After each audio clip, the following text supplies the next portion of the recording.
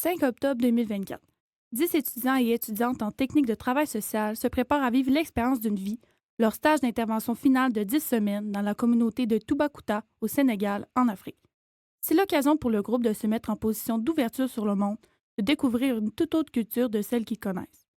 En collaboration avec le Centre de solidarité internationale du Saguenay-Lac-Saint-Jean, le Centre d'interprétation du Delta du Saloum de Toubacouta et le département des techniques en travail social du Cégep de Jonquière, les stagiaires entreprennent une initiation à la solidarité internationale. De retour au Canada en décembre dernier, les étudiants et étudiantes reviennent la tête remplie d'apprentissage, mais surtout de beaux souvenirs. Au cours de leur séjour, en observant sur le terrain, ils ont pu se questionner sur différents enjeux de société. En 5 épisodes, vous pourrez entendre les résultats de leur analyse et explorer quelques-unes de leurs expériences personnelles. Bonne écoute! Bonjour à tous et à toutes, bienvenue dans notre balado Nyokobuk. Je m'appelle Francis, responsable de l'éducation à la citoyenneté mondiale au Centre de solidarité internationale du Saguenay-Lac-Saint-Jean. Aujourd'hui, Charlie et Livia abordent la question de l'égalité entre les hommes et les femmes au Sénégal. À travers leurs observations, elles explorent les rôles genrés, les visions du mariage et les défis liés à l'égalité.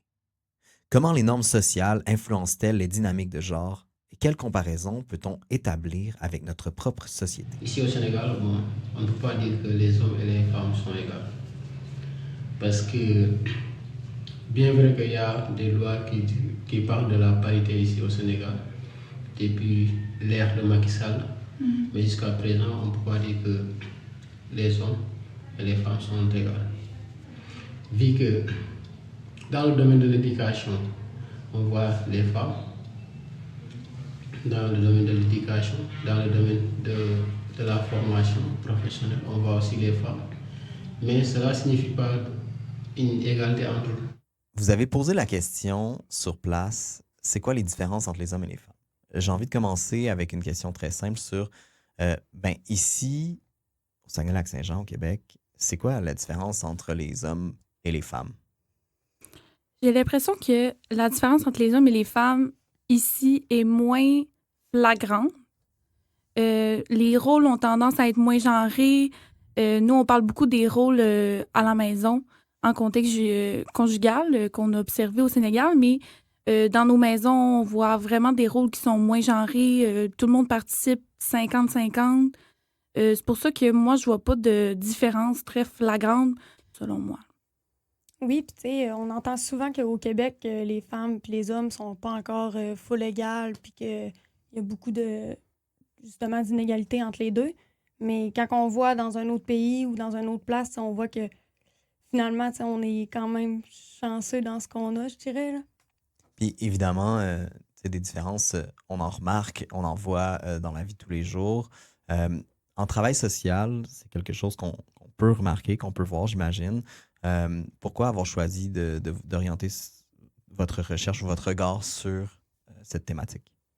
Ben, personnellement, je pense que c'est un sujet qu'on parle beaucoup de plus en plus de nos jours. Dans nos cours, on en parle beaucoup aussi de toute la notion de la femme, de l'homme, d'égalité de genre aussi. On en parle énormément de nos jours. Puis moi, c'est un sujet qui m'intéressait beaucoup à observer. Puis je trouve que c'est un sujet qui était assez facile aussi à observer dans nos familles, dans notre environnement.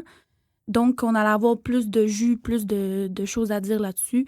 Puis, en tant que femme, ben, j'avais envie de faire cette recherche-là.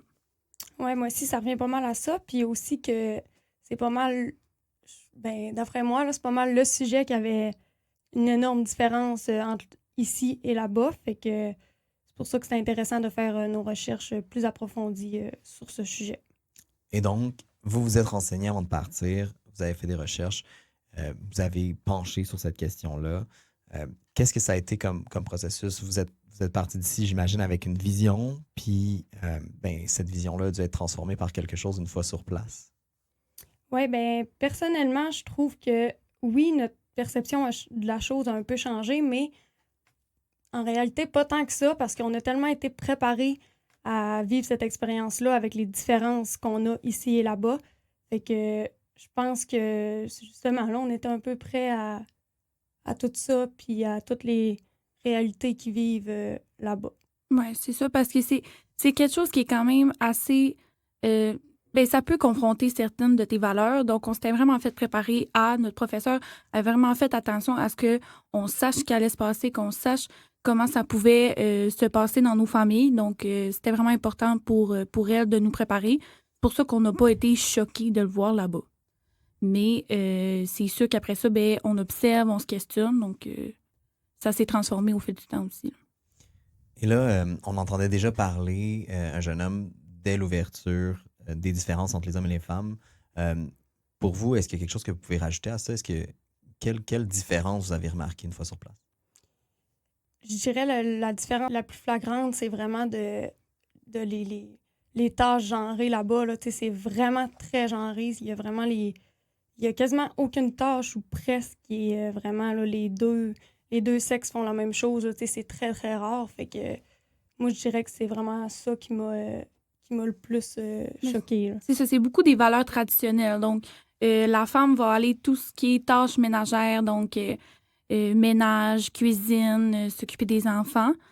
Et ensuite, l'homme, ben, lui, il va rapporter l'argent à la maison, il va s'occuper que sa famille ait un toit, s'occuper que les finances, comment ça se passe. C'est sûr qu'il y a des tendances à être différentes aussi, là, comme par exemple, dans ma famille, moi, c'était plus ma mère qui gérait l'argent par rapport à mon père qui travaillait ailleurs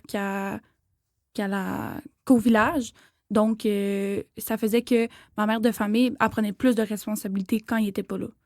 Puis évidemment, on l'observe ici aussi parfois, l'espèce de rôle ou pression sociale qui peut exister, par exemple, sur les personnes de genre féminin, là, qui vont aussi avoir cette espèce de pression-là sociale. Là. Les rôles que tu entends, on n'est pas étranger à tout ça. Là. L'homme qui part va travailler, la femme qui est à la maison qui fait la tâche ménagère. On l'a déjà entendu, l'histoire, il me semble. Ça existe encore. Là. On le voit toujours, évidemment. Vous êtes questionné sur un truc super intéressant sur quand est-ce que ça apparaît, ça? Tu sais, vous avez travaillé avec des jeunes enfants. Vous avez vu des jeunes enfants aussi là-bas. Est-ce que c'est différent chez les enfants? Ben, moi, je pense que ça part de très loin. Là. Ça part dès l'enfance, dans l'éducation. On le voit tout de suite déjà de base. Là. Puis justement, avec les valeurs puis la religion, on dirait que le chemin des jeunes est déjà tracé d'avance. Pour avoir travaillé avec eux, on a quand même vu une certaine tendance à vouloir changer les choses. Nous, dans notre groupe de jeunes, on avait un groupe de jeunes de 4 à 22 ans. C'est sûr que l'écart d'âge était très grand, mais on voyait pas nécessairement de rôle genré comme à la maison. Tout le monde pouvait prendre parole, tout le monde participait de la même manière. On a vu qu'il y avait une certaine tendance à vouloir changer les choses. On a parlé beaucoup avec des jeunes femmes qui pensaient faire des études supérieures aussi. La nouvelle génération va amener un certain nouveau souffle à cette tendance-là, même si les valeurs traditionnelles de la religion sont quand même assez très présentes. Ils ne passeront pas de ce pôle. Vous êtes penché par après, parce que là, on est vraiment beaucoup sur le stéréotype, mais quelque chose qui arrive après, puis évidemment dans un contexte religieux, c'est le mariage, c'est le contexte conjugal. On peut écouter peut-être, pour introduire le sujet, on a un autre extrait que vous avez enregistré, on peut l'entendre, puis vous pourriez développer ça. Pour qu'on trouve sur ça, puisque je suis née sur un mariage polygame, je ne suis pas contre, et Allah a autorisé ça. On ne peut rien, nous sommes juste des serviteurs. Mais si c'était personnellement, chaque femme ne doit pas partager un homme avec une autre femme, ça c'est sûr, mais on fait avec, parce que la situation est grise. La famille élargie est énormément importante. Ils habitent dans des concessions, donc c'est plein de petites maisons qui sont rassemblées dans une cour. Et c'est toute la famille élargie qui habite avec eux, donc les cousins, cousines, tantes, oncles, grand-mère, grand-père. Donc, toute la famille vit avec ça et tu quittes ta concession lorsque tu vas avec ton mari. Et on a vu aussi des mariages interreligions, je ne sais pas si je le dis bien, mais c'est par exemple quelqu'un qui est de la religion musulmane qui veut se marier avec un homme qui est de la religion chrétienne. C'est très difficile parce que l'homme ou la femme va devoir se convertir à la religion. Parfois, les familles ne seront pas d'accord. La vie de la famille est beaucoup, beaucoup, beaucoup important pour la personne qui va se marier. Tandis qu'au Québec, j'ai l'impression que même si ta famille n'est pas d'accord, tu vas pouvoir te marier quand même si tu le désires. Puis évidemment, c'est sûr que c'est un apprentissage. On est ici, le Canada est un pays où la polygamie, c'est illégal. Et là, s'il y a bien une différence qui est majeure avec le Sénégal, c'est celui où la polygamie, c'est permis, c'est encouragé par la religion, comme vous l'avez mentionné, comme vous en avez parlé. Pour vous, c'est toute une expérience d'aller le vivre, de le constater, de le voir. Vous avez eu des échanges avec des gens sur le sujet? Qu'est-ce qui est ressorti de ces échanges-là là, quand vous les avez eus? Moi, j'ai eu beaucoup d'échanges avec des gens proches de moi. Beaucoup m'ont dit que s'ils avaient à choisir, c'était des femmes. Et les femmes, beaucoup me disaient que s'ils avaient à choisir d'accorder à son mari la polygamie ou non, elles diraient non. Comme Allah le dit dans la religion, eh bien, ça fait que les hommes ont le droit, mais les femmes n'ont pas le choix de faire avec et de partager avec leur mari. Oui, moi aussi, j'ai eu plusieurs conversations à propos de ce sujet. Puis la plupart des personnes me disaient aussi que c'était surtout pour les enfants qui sont restés ensemble ou qui sont revenus ensemble même après s'avoir divorcé la première fois. Fait que c'est pas vraiment là, par leur plein gré. Là. Est-ce qu'il y a quelque chose auquel, dans l'atteinte ou dans la visée de cette égalité de genre, vous remarquez qui apparaît ou auquel ça donne un peu, j'ai pas envie de dire de l'espoir, mais tu sais, quelque chose qui permet de rêver à autre chose ou des exemples que vous avez vus qui étaient positifs dans ce sens-là? Ben, moi, je pense que oui, parce qu'avec les jeunes qu'on travaillait, ben, justement, ils ont vraiment de l'espoir en améliorer le Sénégal, vraiment, tu sais, dans toutes les sphères du pays. Là, puis c'est vraiment très flagrant là, dans leur attitude. Comme on a dit un peu plus tôt, il y a de la parité dans le gouvernement, il y a le même nombre de femmes, le même nombre d'hommes, mais aussi dans notre entrevue, ce qu'on aurait écouté, qu'on peut mentionner, c'est que il y avait une femme qui s'était présentée en tant que, je vais dire députée, je ne sais pas exactement c'est quoi le nom, parce que la politique est très différente au Sénégal, mais qui s'était présentée en tant que députée pour sa ville, mais qui n'avait pas réussi à gagner ses élections parce que tous les hommes auraient dit qu'une femme, ça pouvait pas être au pouvoir, une femme ne devait pas leader, faire du leadership, ne pouvait pas prendre des décisions.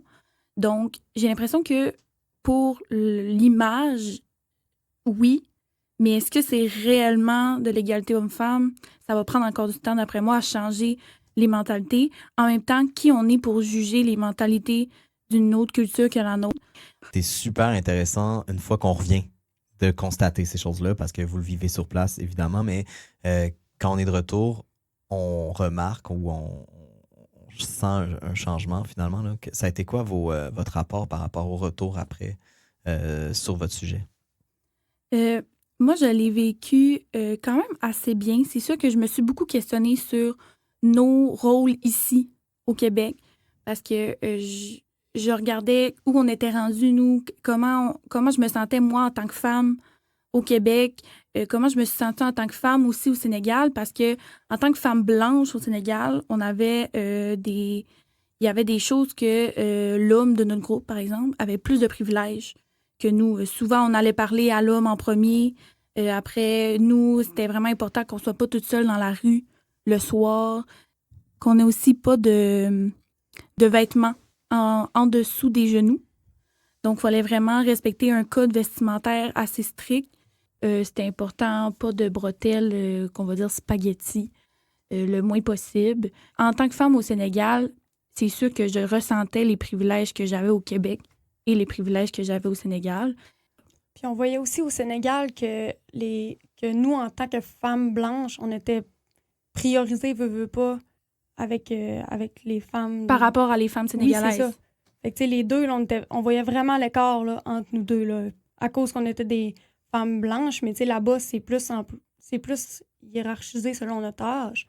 Fait que, tu sais, veux pas, au début, tu fais le saut, mais c'est ça, tu le remarques de plus en plus, là. Ça nous envoie vraiment à la question du privilège, parce que c'est ça de quoi on discute beaucoup là, quand on parle d'égalité.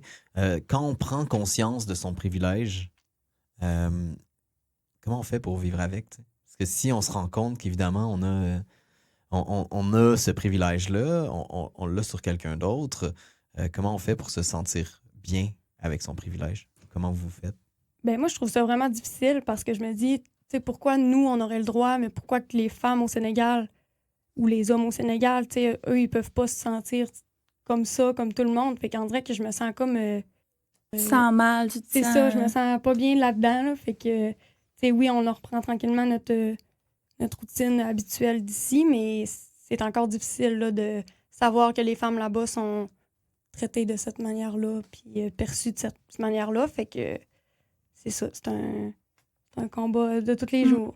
En tant que femme blanche, souvent, dans ma famille, mettons, on était assis dehors, puis là, ils m'offrent la plus belle chaise.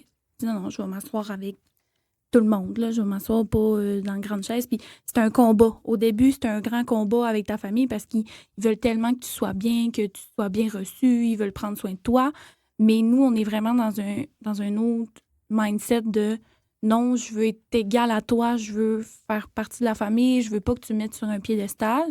Puis même avec les hommes et les femmes, des fois, ils nous considéraient, en tant que femmes blanches, on n'était pas égal que les hommes sénégalais, mais juste en haut des femmes sénégalaises. Là. Si on peut faire un podium, là, c'est comme les femmes, les enfants, les femmes sénégalaises, les femmes blanches, les hommes sénégalais, les hommes blancs. Donc, c'est ça que j'ai observé personnellement là, dans mon expérience. Oui, c'était vraiment ça. C'est intéressant de le nommer comme ça. Évidemment, vous avez eu des échanges avec des personnes sur place. Qu'est-ce que vous pouvez me dire sur la perception inverse? Parce que, tu sais, on sort beaucoup là, je vous entends beaucoup sur votre perception, mais évidemment, vous avez aussi un peu questionné sur la perception, l'autre regard finalement. Puis ça, je pense que ça peut beaucoup parler à des gens qui arriveraient au Saguenay-Lac-Saint-Jean puis qui seraient confrontés à une nouvelle culture. Avez-vous eu un peu de ces échanges là, sur la perception de l'autre? Moi, j'en ai eu avec ma mère de famille lorsque j'expliquais que j'allais bientôt partir en appartement.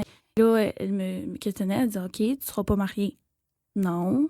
« OK, tu vas habiter avec ton amoureux. » Oui. Et là, vous allez faire les tâches 50-50. Puis c'était vraiment d'expliquer, moi, ma vision du fait que non, j'allais pas cuisiner pour mon amoureux tous les jours, puis que lui aussi, il allait faire la vaisselle, puis que moi aussi, j'allais rapporter de l'argent à la maison. Donc, c'était vraiment une belle discussion du fait qu'on s'échangeait nos cultures, on se disait notre perception. Moi, je lui parlais de ma vie au Canada, elle me parlait de sa vie ici. Donc, c'était vraiment une belle discussion.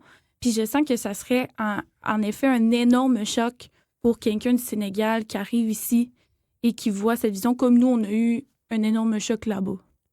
Oui, puis moi aussi, j'avais eu une discussion avec ma mère du Sénégal à propos de ça, puis elle me disait que j'étais chanceuse de pouvoir choisir justement un mari avec plusieurs femmes ou pas, puis tu sais que nous ici, c'était pas légal dans le fond, là.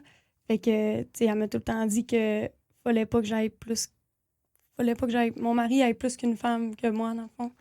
Fait que c'est ça, elle me considérait vraiment chanceuse de pouvoir vivre comme ça. Là. Puis c'est aussi d'enlever le rêve qui est le Canada et les pays d'Europe. Parce qu'ils se font beaucoup vendre le rêve, parce que l'immigration, on change un peu de sujet, mais l'immigration clandestine, c'est quand même un sujet assez actuel au Sénégal. Et ils se font vendre le rêve sur les réseaux sociaux du fait qu'au Canada, dans les pays d'Europe, ben, c'est le rêve, tu peux faire ce que tu veux, quand tu veux, puis tu vas avoir tout l'argent que tu veux. Mais nous, on s'est fait un peu une mission, entre guillemets, de déconstruire ce rêve-là. Parce que oui, notre vie est vraiment belle au Canada. Mais leur vie est tellement belle au Sénégal aussi. Là, on parle beaucoup de choses qui sont peut-être à connotation plus négative, mais il y a tellement du beau au Sénégal, puis on a tellement appris, on a tellement vécu des beaux moments. Mais nos observations ont fait que c'est plus négatif en ce moment, mais c'est vraiment de déconstruire ce rêve-là qui est le Canada et d'échanger sur nos cultures, parce qu'il y a des choses bonnes et mauvaises au Canada, puis il y a des choses bonnes et mauvaises au Sénégal. C'est de faire la part des choses entre les deux. Mais tu sais, pour nous, c'est plus à connotation négative, mais tu sais, quand on regarde ça d'un regard extérieur, là, ben tu sais, eux, ils peuvent trouver ça négatif de nous, mais nous, on peut trouver ça positif de eux. Fait que ça peut vraiment être à l'inverse. Là. C'est une très belle prise de conscience qui se passe en ce moment. Évidemment, C'est intéressant d'entendre que ça peut se passer aussi au Sénégal. Avez-vous remarqué que, par exemple, juste dans la prise de conscience des privilèges, vous l'avez vécu, fait que ça a été comme clair pour vous. Ah, OK, attends, j'ai ça, j'ai des privilèges ici. Est-ce que vous remarquez que c'est pareil autour de vous? Est-ce que les gens ont conscience de leurs privilèges? Ben, personnellement, là, je pense pas qu'ils ont autant conscience de ce qu'on a parce que même moi, avant de partir, je pense pas que j'avais autant conscience que là dans ma vie de tous les jours. Fait que aussi, quand tu connais du monde, des personnes personnellement de là-bas qui vivent ça, ben ça devient plus te toucher personnellement que si t'en connais pas puis t'entends ça dans les réseaux sociaux ou à l'extérieur de ton monde, ton petit monde au Québec. Je pense qu'il faut que tu le vives pour le comprendre, puis t'en rendre compte après. Puis même, on aurait pu ne pas avoir cette prise de conscience-là, même après notre retour. C'est vraiment à cause de notre travail, par nos réflexions avec nos professeurs, par aussi le domaine d'études qu'on est, c'est beaucoup, beaucoup actuel. Puis je pense que c'est dans nos valeurs personnelles aussi, mais je pense qu'il faut que tu le vives. C'est une belle invitation collective à prendre conscience du monde qui nous entoure, prendre conscience de nos privilèges pour être mieux outillés après pour réagir à tout ce qu'on voit puis à ce qui peut se passer dans l'avenir. Merci beaucoup d'avoir écouté cet épisode captivant sur les rôles genrés et les visions du mariage au Sénégal. Charlie et Livia nous ont offert une discussion nuancée qui invite à réfléchir sur nos propres réalités.